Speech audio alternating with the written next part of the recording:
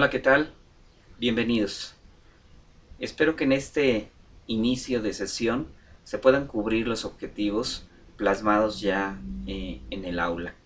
Es importante que ustedes sepan y reconozcan que esto no es propiamente una clase, sino es un escenario didáctico que nos va a permitir adentrarnos en algunos aspectos de los diferentes contenidos temáticos a ver. Es bien importante por ello que sigamos la secuencia de estos videos y bueno, está elaborado para la asignatura de Desarrollo del Potencial Humano. En esta emisión hablaremos sobre la personalidad, definiendo la personalidad. Como motor de inicio que pueda generar justamente, surge la pregunta, ¿qué es la personalidad? Definiciones hay muchas, sin embargo se ha tratado de crear una definición nominal a partir de diferentes conceptos consultados y bueno, hemos llegado a esta conclusión. La personalidad se define como el patrón de sentimientos y pensamientos dentro de una persona ligados al comportamiento que persiste a lo largo del tiempo y de las situaciones, sean estas problemáticas o no. Incluye tanto rasgos positivos como rasgos negativos en una persona y se refiere a aquellos aspectos que distinguen a un individuo de cualquier otro y que lo convierte en un ente único. Nos caracteriza como entes independientes y como diferentes la personalidad. Es por ello que se dice que la personalidad es un producto constante o un proyecto de constante construcción o inconstante construcción. La experiencia de la infancia, la herencia y los ambientes son factores que indudablemente determinan la personalidad del individuo. Al evaluar la personalidad nos interesa la mejor conducta.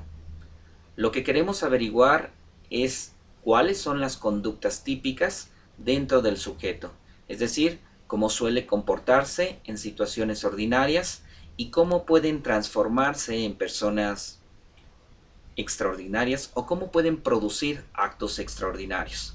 Recordemos una situación, la diferencia entre una persona ordinaria y una persona extraordinaria es justamente 5 letras, lo extra, lo que lo hace más allá de lo ordinario. Es importante que también reconozcamos que hay personalidades extraordinarias, personalidades ordinarias y personalidades de excelencia. La palabra excelencia proviene directamente de exceder, el que se excede dando más de sí. En virtud de esto, las personalidades pueden adquirir actitudes positivas y actitudes negativas. Pero ¿cuáles son esos rasgos de la personalidad y qué son en sí los rasgos de la personalidad que determinan los actos de la vida cotidiana?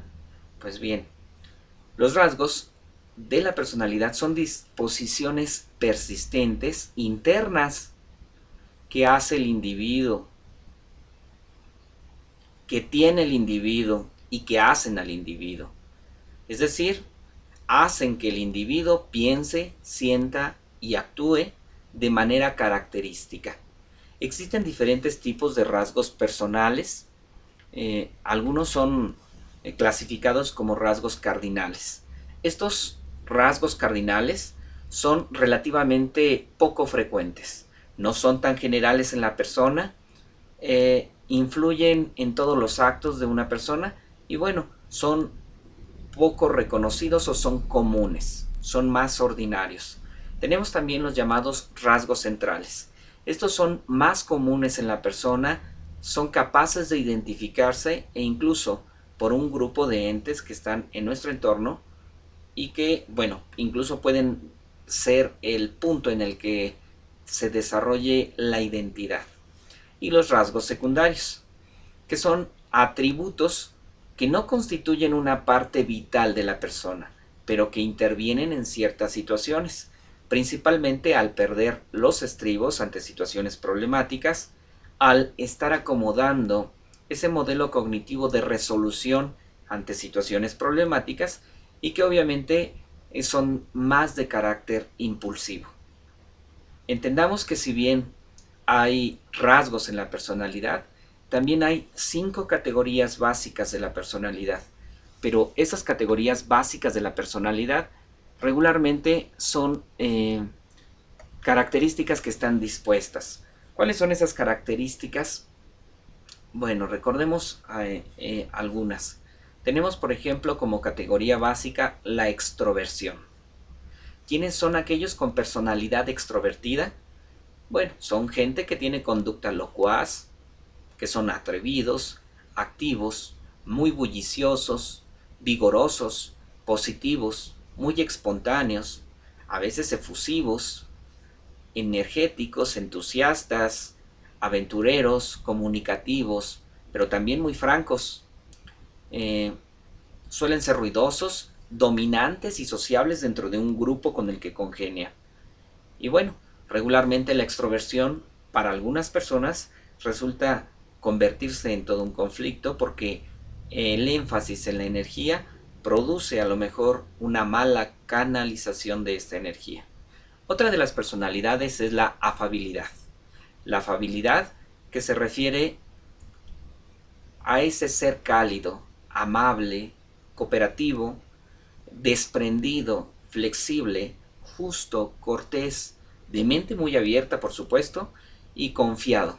Suele ser también depositario de valores, por lo que suele ser indulgente, servicial, agradable, afectuoso, tierno, bondadoso, compasivo y considerado. Además, suele buscar la conformidad ante situaciones pues poco deseadas, como un tabique para poder solucionar problemáticas.